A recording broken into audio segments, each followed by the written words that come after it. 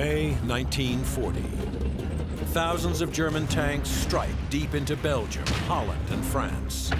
And a new era in armored warfare begins. This is Blitzkrieg. Move fast, hit hard, move fast again. The Allies, stunned by the speed of the attack, send thousands of their own tanks to meet the advancing panzers. Once that armor starts rolling, it's damn difficult to stop it. For the first time in history, two giant armored forces clash. It becomes one of the greatest tank battles of the Second World War. There was fire everywhere, huge fireballs. We were absolutely blinded. At stake is nothing less than the fate of Western Europe. The situation is now absolutely desperate. This is the Battle of France.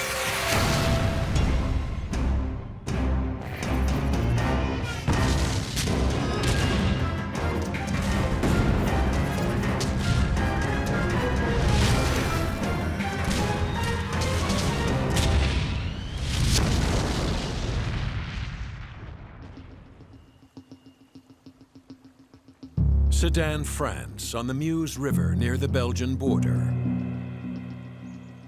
This pleasant rural countryside is dotted with crumbling concrete bunkers. Stark reminders of Europe's dark past, a time when the entire world teetered on the brink of disaster.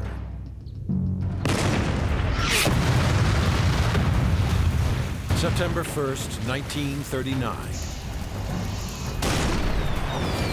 A German army, 1.5 million men strong, streams across the border into Poland. And the Second World War begins.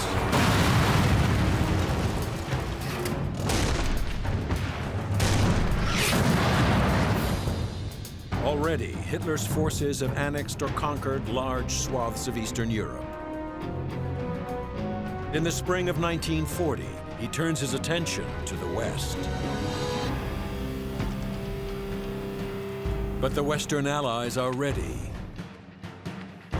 Since the fall of Poland, France and Britain have been building defensive fortifications, stockpiling ammunition, and massing men and machines in Western Europe. The Allies believe they are ready for the inevitable German invasion. By May of 1940, they field almost 3.5 million men, 14,000 artillery pieces, and 3,600 armored vehicles.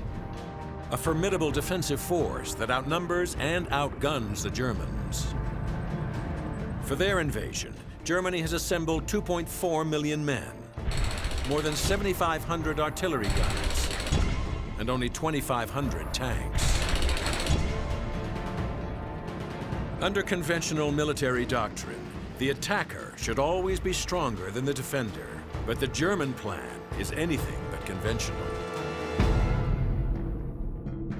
Their plan calls for 10 panzer divisions to charge west across a 400-kilometer front, with the main attack driving through the Ardennes forest. Their goal, surprise, divide, and destroy the Allies. The hilly, rugged Ardennes is considered poor terrain for tanks. Here, heavy armor can get bogged down in the deep woods and gullies. It's one of the most unlikely places for a panzer attack, and for that reason, it's perfect. At no point, the French High Command was prepared to suffer an attack in the Ardennes. The speed and ferocity of the German attack catches the Allies off guard. Still clinging to military tactics of the First World War, they are ill-prepared for General Heinz Guderian's new form of mobile armored warfare, the Blitzkrieg. Guderian and all the young Panzer generals, they understood that speed and mobility and confusion are the key elements of this strategy. Creating a center of gravity, breaking through, piercing through it, then break out and create confusion and terror so the enemy's army collapses.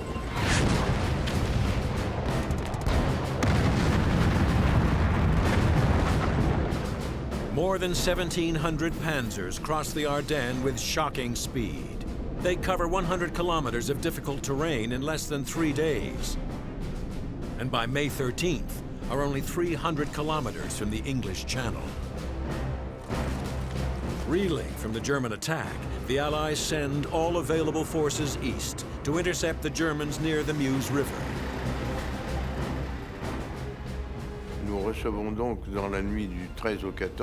We receive urgent orders to rush forward and counterattack the Germans that had crossed the Meuse. We had to stop them and throw them back across the river to the other side. Spearheading the Allied counterattack and rushing headlong into the rapidly advancing panzers are 36 French light tanks. The FCM-36 is well protected by 40 millimeters of frontal armor. But its short-barreled 37mm main gun is designed primarily for infantry support and is all but useless against Guderian's tanks.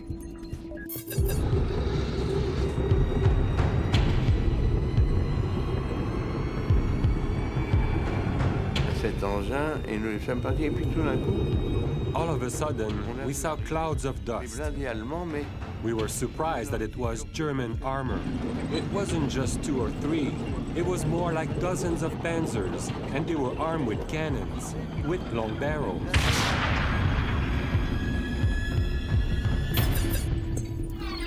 Advancing towards the French are dozens of the formidable Panzer Mark III.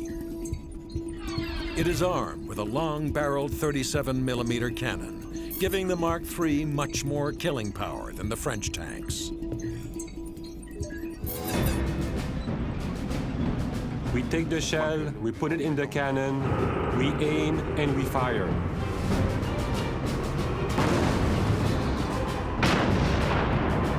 We don't have time to think.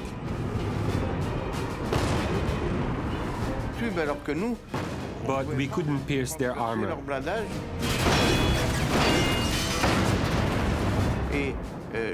I saw some of my comrades get hit first. They were dead without being able to do anything.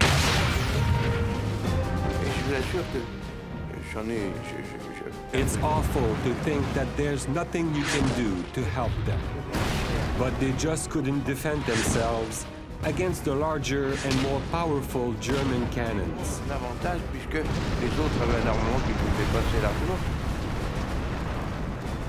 The FCM-36 were no match for the Panzers. The main drawback was armament, which was a short gun, which was almost useless against German armor.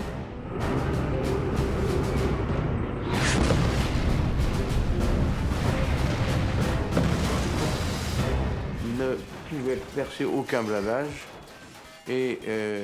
Our short cannon could not pierce their armor. All we could do is try to blind the drivers of the panzers in front of us. It wasn't easy to aim. We were raising the cannon up and down with our shoulder to pick the area we wanted to hit. But we somehow managed.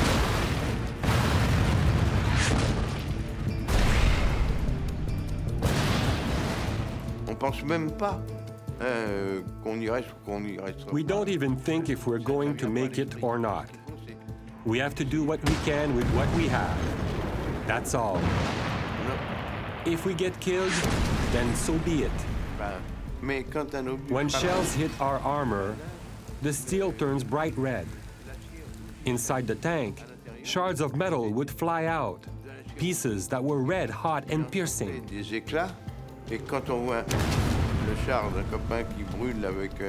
When we see a tank burning with shell holes and the crew inside, it hurts. We feel it and we try to avenge them.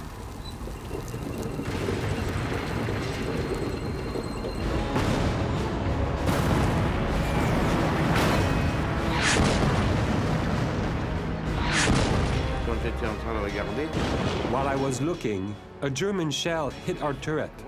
It didn't go through, but it shattered the periscope and it fell on me, knocking me out.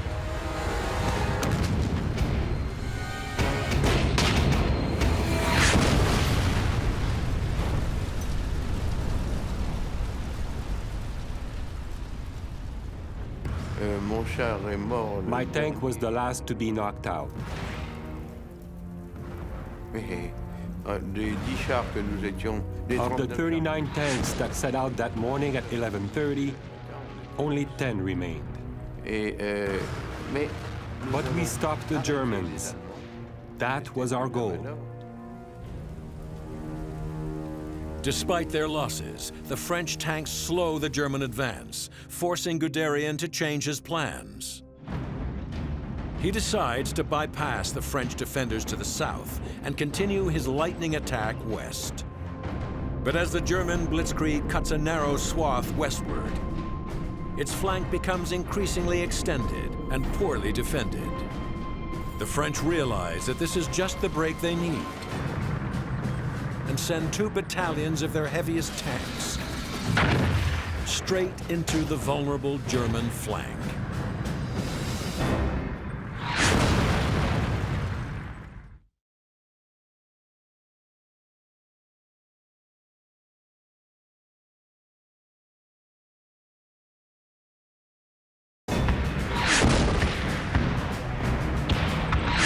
May 10th, 1940.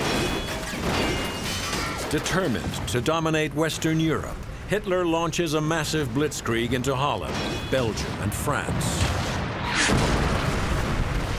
The Blitzkrieg, from a German point of view, was just the war of movement. They always tried to move fast, hit hard, move fast again. And create confusion and terror in the backland of the enemy, so the enemy's army collapses. In just 3 days, the Germans advance more than 100 kilometers through the Ardennes forest. And the Allies, caught off guard, send all available forces east to meet the onslaught.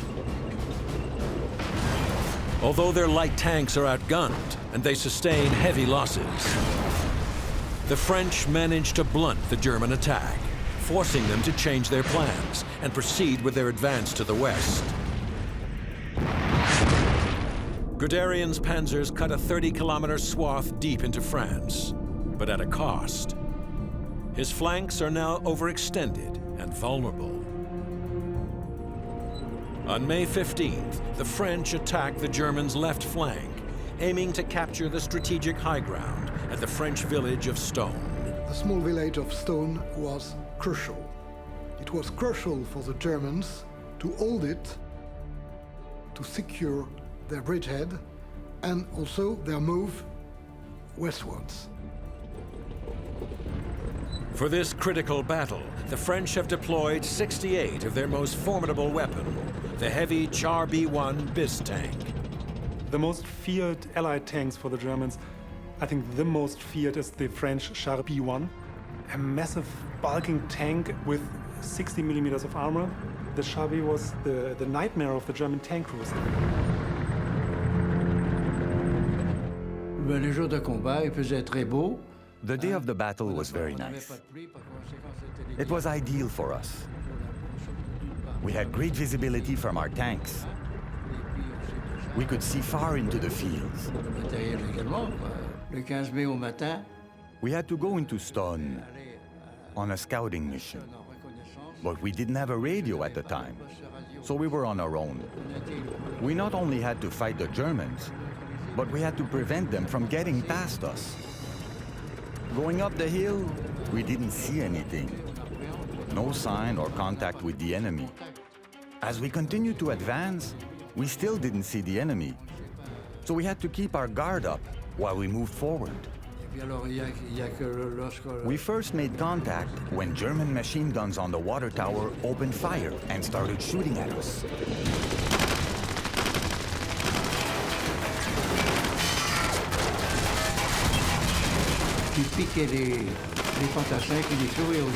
The Germans put a machine gun on the water tower. They were shooting at us and pinning down our soldiers. We had to fire our 75mm at the water tower.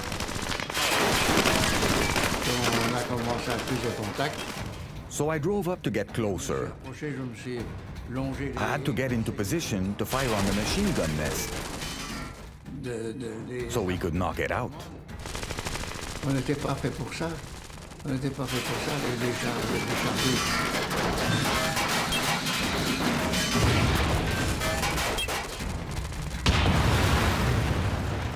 Quand j'étais sur le plateau, We just had to eliminate them and move on. près de Stonne,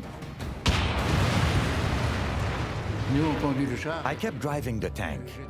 We had to advance and keep engaging the enemy. So I was shooting the 75mm cannon. C'est la raison pour laquelle We had to take that position and keep that hill. on garde cette colline-là. As the big French tanks reach Stonne, they come under heavy fire from well-hidden German anti-tank guns. Dans les chars B, Inside the Char B, we were very confident that our strong armor would keep us safe from danger or injury.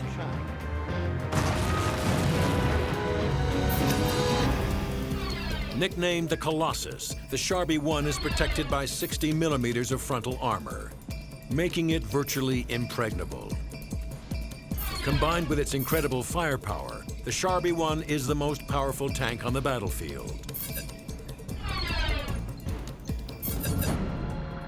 And the deadliest foe of the German anti-tank gunners. The fire from 3 heavy enemy tanks threatened to wipe out the platoon. At one point, one of the giants stood sideways. Our left gun commander spotted a small ribbed surface in the middle of the enemy tank side. Apparently a kind of radiator. He aimed at it.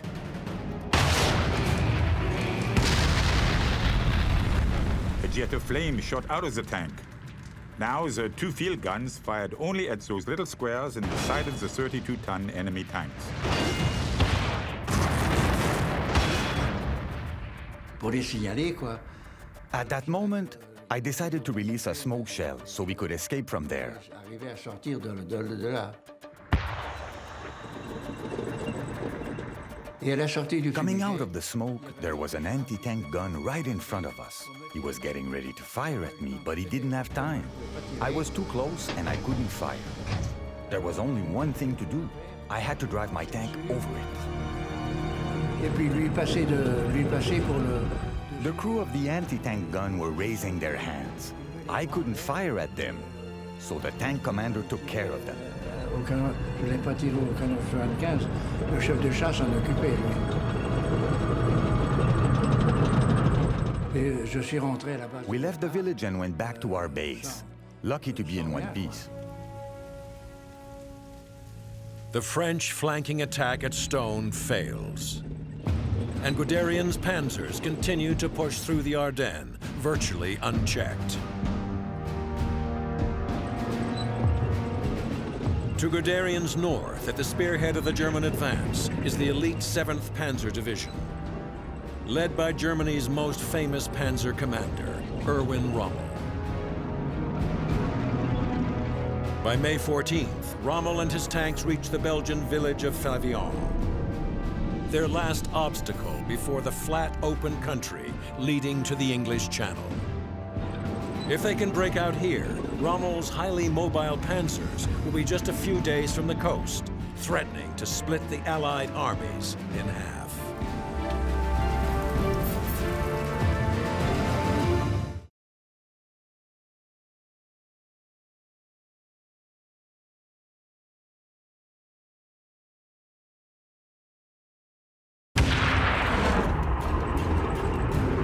May 15th, 1940. It's been 5 days since the beginning of Hitler's invasion of France, and his mighty panzer divisions have already bludgeoned their way 150 kilometers through the rugged Ardennes.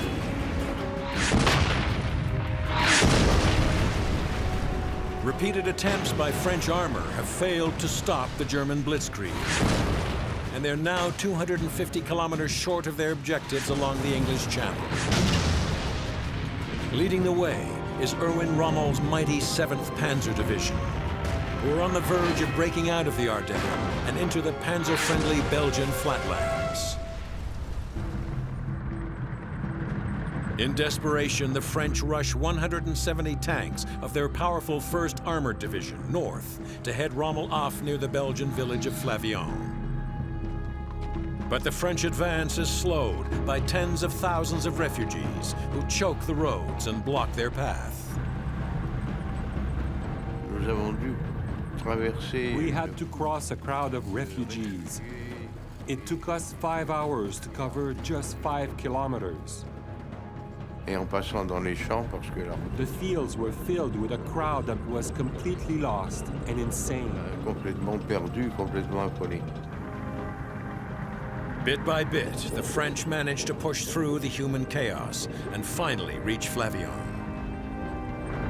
The French tankers are exhausted and now critically short on fuel. As the French rest and wait for resupply, they are spotted by the 7th Panzer's advance guard. It's more than Rommel could have hoped for. Before him, and completely unaware of his presence, lies the French 1st Armored Division.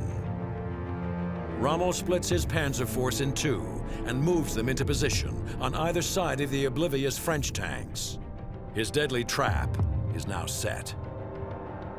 Any encounter between German and Allied tanks has got to have been a surprise, and usually the result of those battles, as much as anything else, is just like a Western gunfight. It's the guy who keeps his cool and gets his shot off first. Hits ring against the armor on the left side. My driver shouts, "There's a tank by the edge of this wood." I realize then that the whole of our left flank is packed with German tanks.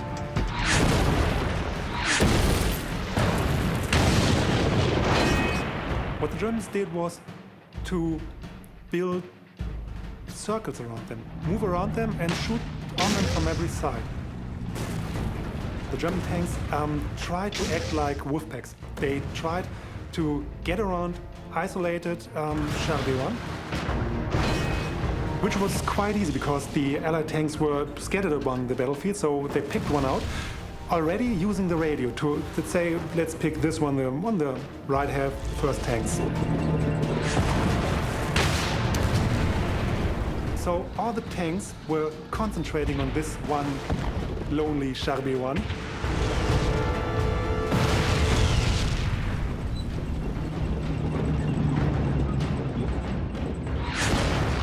Surprised and low on fuel, the scattered French tanks are all but helpless against the Panzer ambush.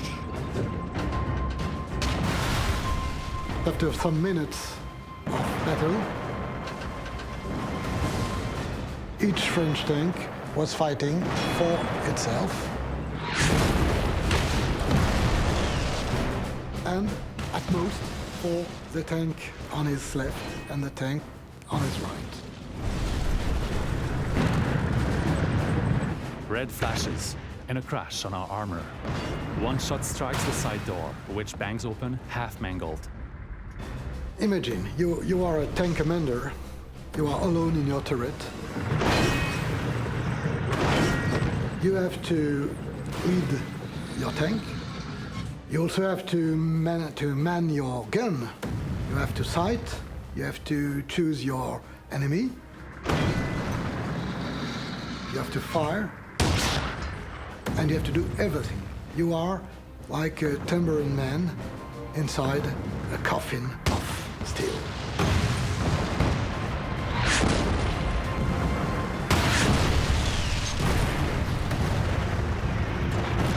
In the French tank, the man in the turret was just seeing through this slit, this view hole, and he was seeing just rotating tanks around him. And he couldn't revolve the turret just to keep track with one, not to speak of 5 or 6 or 7. One hits into our radiator. Another shell strikes our 75mm gun, jamming it. The noise is deafening as we're hit from all sides, but we keep firing with the 47mm cannon. When you confuse the enemy tank crew enough, and if you shoot enough, sometimes you will hit the tracks, you will hit something vulnerable, or they simply will give up under the pressure. My right track is rattling furiously, and my 47mm gun has been worked so hard that the bolt could not be closed, so we withdraw slowly. the German tanks would find a weak spot, would take them out somehow, and then concentrate on the next. Like animals jumping from one point to the other, like really the predatory animals on the next victim.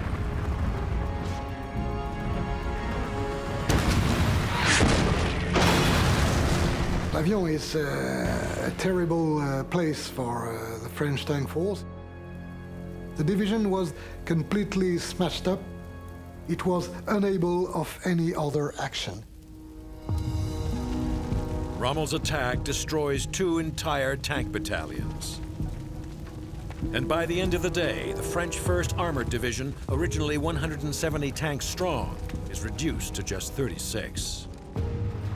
The victory at Flavion allows the Germans to break out of the rugged terrain of the Ardennes and into the tank-friendly country of Western Belgium. And they advance to the sea at full speed. Allied command scrambles to mount another counterattack against the ever-lengthening German flank.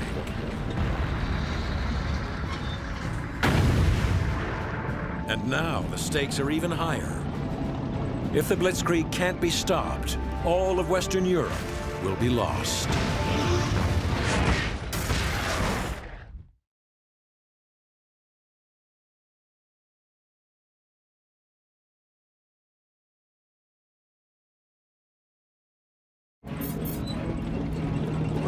May 1940. Allied armies fight to stop the German invasion of Western Europe, but it's a losing cause.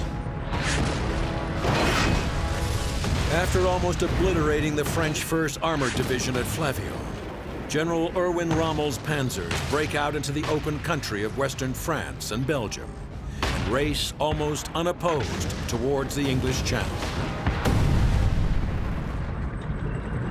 The French High Command, desperate to stem the German onslaught, quickly tries to reorganize their armored forces at Stonne. Their mission is to slice through the German southern flank and cut their lines of communication and supply. But 5 days of constant German attacks have taken a heavy toll on the French.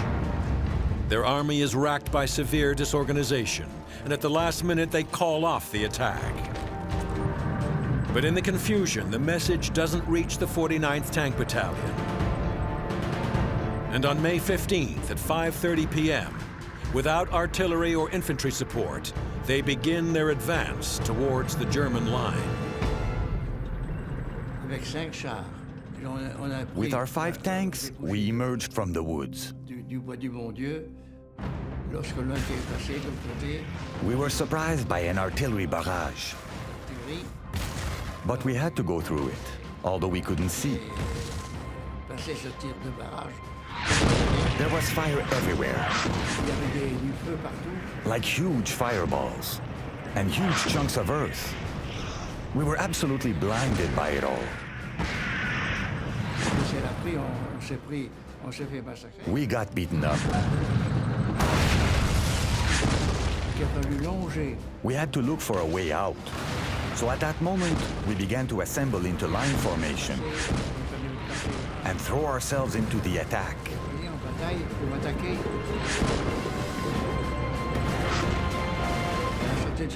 Having just made it through the barrage, we immediately came under fire by anti-tank guns.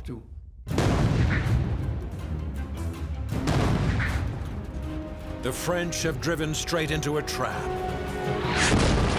A V-shaped killing zone where German anti-tank guns are positioned to catch the advancing tanks in a deadly crossfire. When an anti-tank gun fires at you, it makes a deafening noise. And when it hits, it leaves a mark inside the tank. It creates a weird effect. What I was afraid of is all the fuel we had inside at the time. We had 400 liters of gasoline. Never mind the 80 shells inside. If ever there was a fire or a spark in there, the tank becomes a bomb.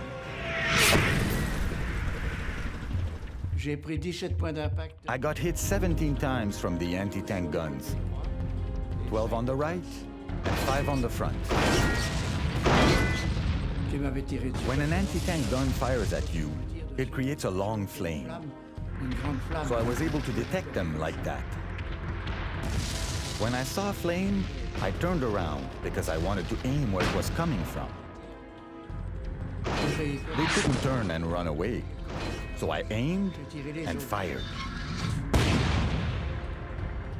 I destroyed 3 anti-tank guns.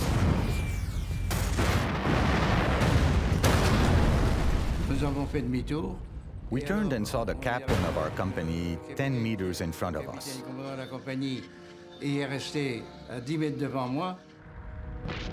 His tank had gone down a ravine and got stuck in a stream. The driver was killed by a shell that went through his hatch.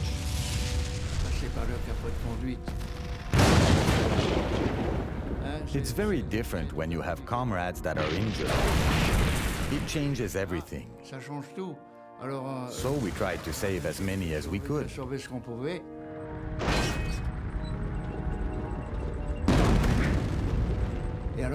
We turned around, and there was another tank commander.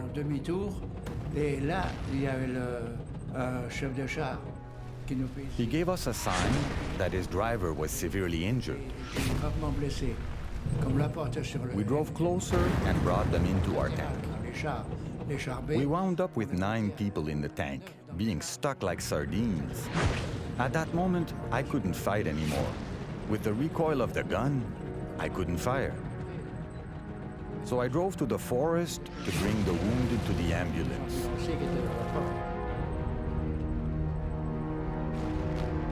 The French attack fails, and the German Blitzkrieg continues rolling west towards the sea.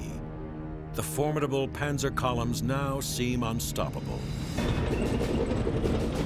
The Germans, they were always up there, they were always pushing, they were always scaring people, and you never quite knew how and where to react to that. Once that armour starts rolling, it's damn difficult to stop it.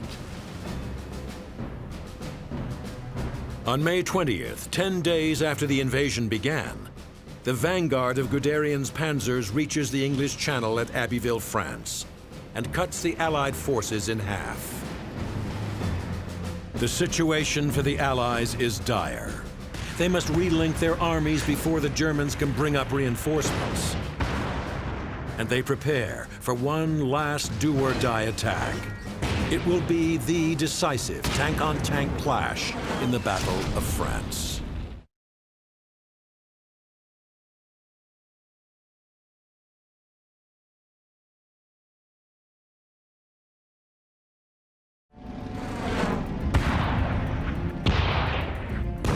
May 20th, 1940. The German Blitzkrieg into Western Europe enters its 10th bloody day.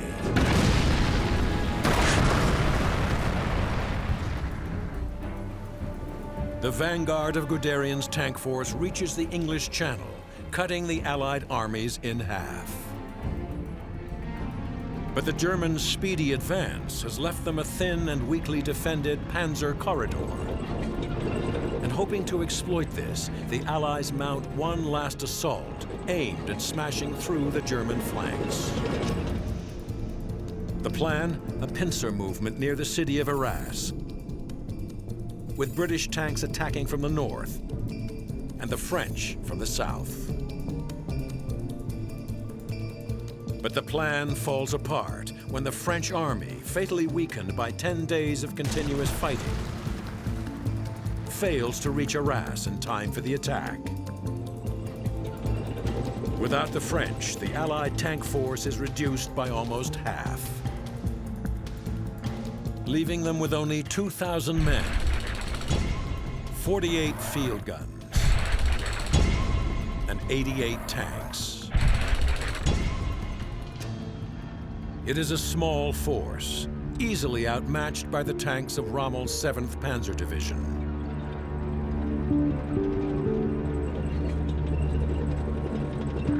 But the Allies realize time is running out, and despite the heavy odds against them, they launch their attack. I was stopped at a little village just outside Arras to join the tanks that were already out there. We had about 5 or 6 Matildas then, so we set off. We just kept going as fast as we could. We were told to shoot to kill. The Matilda II is equipped with a 2-pounder cannon, capable of destroying German armor at a range of 1,500 meters. But its most impressive feature is its 78 millimeters of frontal armor, making the Matilda II the best protected tank on the battlefield. The tank that was costing the most nerve on the German side was the Matilda. It wasn't fast, its gun wasn't so impressive, but the thick armor was impenetrable for everything the Germans had. The main anti-tank gun on the German side was a 37mm anti-tank gun. This proved so ineffective that it was called army knocking machine. So because it didn't anything but knock knock and then the tank drove on, so that was the nickname for this gun.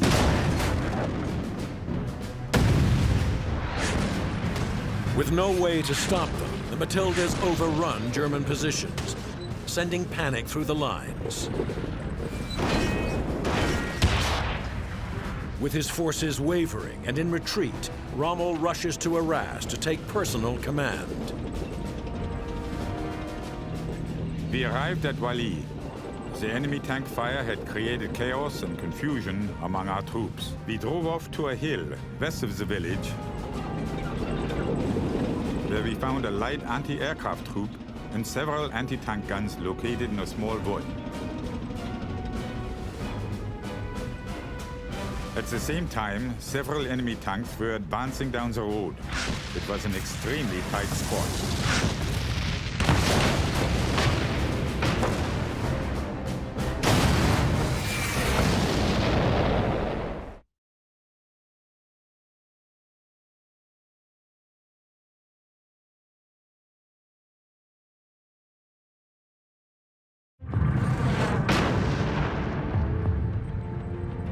May 21st, 1940. In a do-or-die bid to stop the Nazi invasion of Western Europe, the British attacked German positions in the French city of Arras. We just kept going as fast as we could. We were told to shoot to kill. British Matilda II heavy tanks lead the attack and easily eliminate the lighter German armor.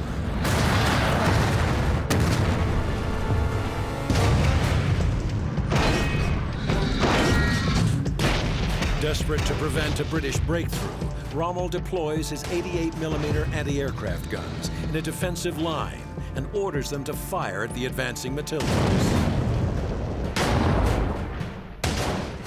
Every gun was ordered to open rapid fire immediately. I personally gave each gun its target.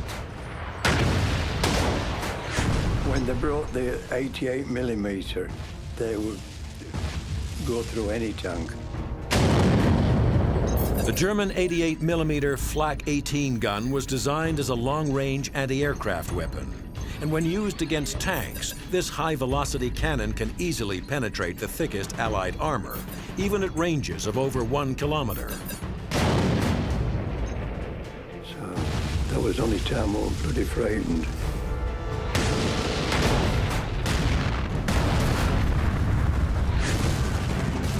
With the enemy tanks so perilously close, only rapid fire from every gun could save the situation.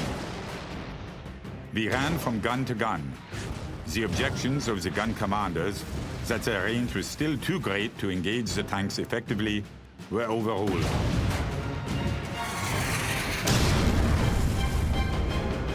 All I cared about was to halt the enemy tanks by heavy gunfire.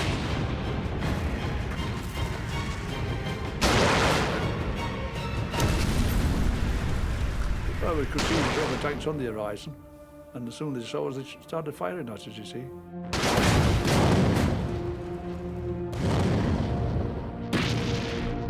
One or two of our tanks got blown up, you see, just like that. can see him now, one of the tanks, backing up this road and shooting with his machine guns. And then that was it. Soon we succeeded in putting the enemy tanks out of action. We now directed our fire against another group of tanks attacking. Setting fire to some, halting others, and forcing the rest to retreat. I had a mate killed in one. What had his head shot off.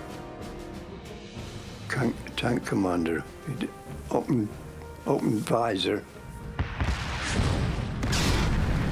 blown his head off. So that was a bit sickening then.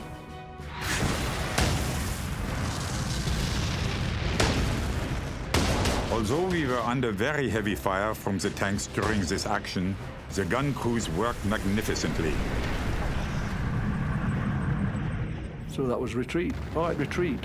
That was the only word we got, retreat. Well, we couldn't, there's nothing else we could do. Rommel's victory at Arras is hard won. The Germans have sustained their heaviest casualties of the campaign, losing 30 panzers and more than 600 men. But the British have suffered far worse. Just 28 of the original 88 tanks make it back to their lines, and hundreds of men are killed and wounded. After Arras, and after the fighting in Western France, we have lost virtually all our tanks, all our anti-tank guns. As far as Britain itself is concerned, the situation is now absolutely desperate.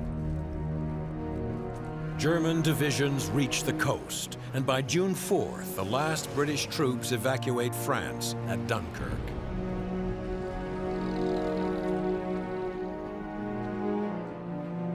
Three weeks later, France surrenders. The quick and decisive German victory is a testament to the power of Blitzkrieg. And most crucial to their success are their mighty panzer formations. In 1940, the tank has come of age. The tank is now the leading player in the ground war. It's what brings France to her knees and kicks Britain out of France so quickly.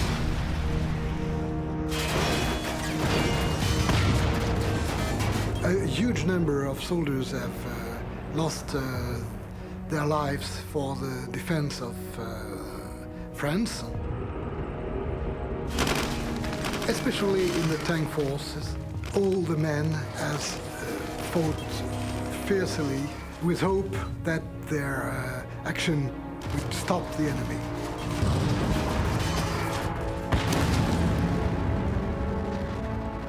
Nous avons perdu la bataille de France. C'est très simple. We lost the Battle of France. We were simply overwhelmed by the enemy's equipment. We had nothing to go against this mass. Perdre la guerre. Losing war is one thing. Losing hope is another. The fall of France is considered one of the greatest military victories of all time. With it, Hitler achieves what most thought impossible: total Nazi domination of Europe.